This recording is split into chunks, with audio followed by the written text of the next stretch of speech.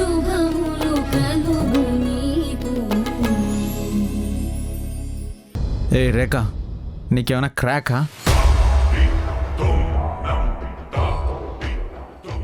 మొదలైంది సినిమా. నాకు క్రాక్ కాదు, నీకిదంటే లైక్.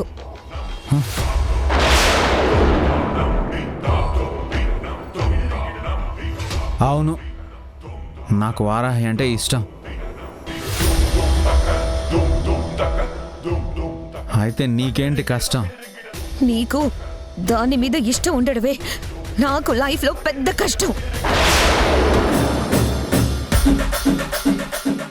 అందుకే నాకు వారాహి అంటే అసహ్యం, కోపం.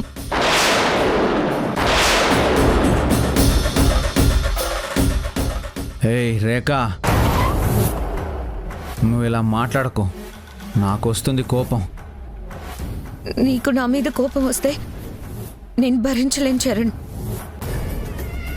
నువ్వంటే నాకు నాకు పిచ్చి ప్రేమ.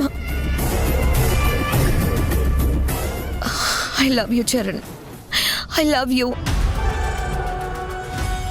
నాన్న చూర్ణం తిని చరణ్ని ప్రేమిస్తానంటుందేంటి? వారాహిని ద్వేషిస్తానని అనాలి కదా. రేయ్, సినిమా అప్పుడే అయిపోలేదురా, ఇంకా చాలా ఉంది. ఇంట్రడక్షన్లోనే ఇంటర్వెల్ బ్యాంగు, క్లైమాక్స్ ఫైట్ అంటే ఎలాగరా? చూడు. ఏ రేఖ, నువ్వు నాకు ఐ లవ్ యూ అని చెప్పకు. నువ్వు చెప్తే నేను వారాహికి ఐ లవ్ యూ అని చెప్పేస్తాను. చరణ్ వద్దు, నీ ప్రేమ వారాహిది కాదు, నాది.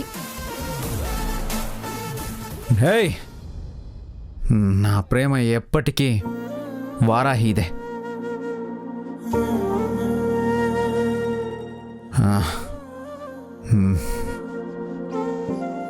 నువ్వు నన్ను వారాహి నుంచి విడగొట్టినా, వారాహిని వీడు ఎంత దూరం లాక్కెళ్ళిపోయినా, వారాహి మీద నా ప్రేమ చచ్చిపోదు. నో చరణ్, నీకు వారాహి మీద ప్రేమ చచ్చిపోవాలి. అందుకే నేను నిన్ను దీన్ని ఇక్కడికి రప్పించింది. నాన్నా, ఈ మత్తెక్కిన కోతి మొత్తం చెప్పేస్తుంది నాన్న. వారాహి మీద విరుచుకుపడకుండా విడదీసే ప్లాన్ అంతా వివరించేలా ఉంది. నేను డైవర్ట్ చేసేస్తాను. ఇంతే, శనిగాడు నెత్తి మీద ఉన్నోడికి కొత్తగా శత్రువులు అక్కర్లేదు. ఈడి బతుకు ఈడే నిప్పెట్టుకుంటాడు. రేఖ, నువ్వేం మాట్లాడుతున్నావో నీకు తెలుస్తుందా? కూర్చోరా ఈడియట్. నీకు చెప్పిన పని సరిగ్గా చేయడం రాదు, నువ్వు నాకు సలహాలు ఇస్తున్నావా?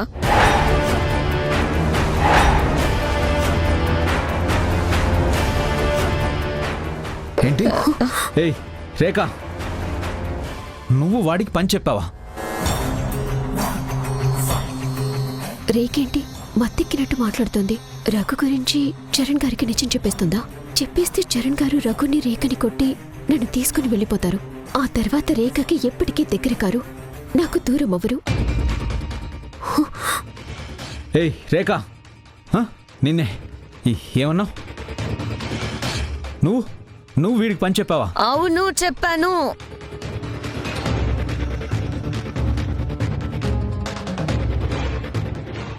ఏం చెప్పావు? ఎందుకు చెప్పావు? అది వద్దు, నువ్వు చెప్పొద్దు.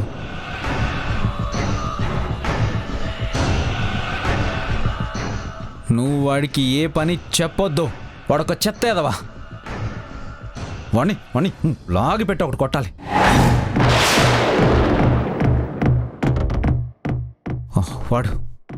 వాడు వారాహి జీవితాన్ని నాశనం చేయడానికే వచ్చాడు.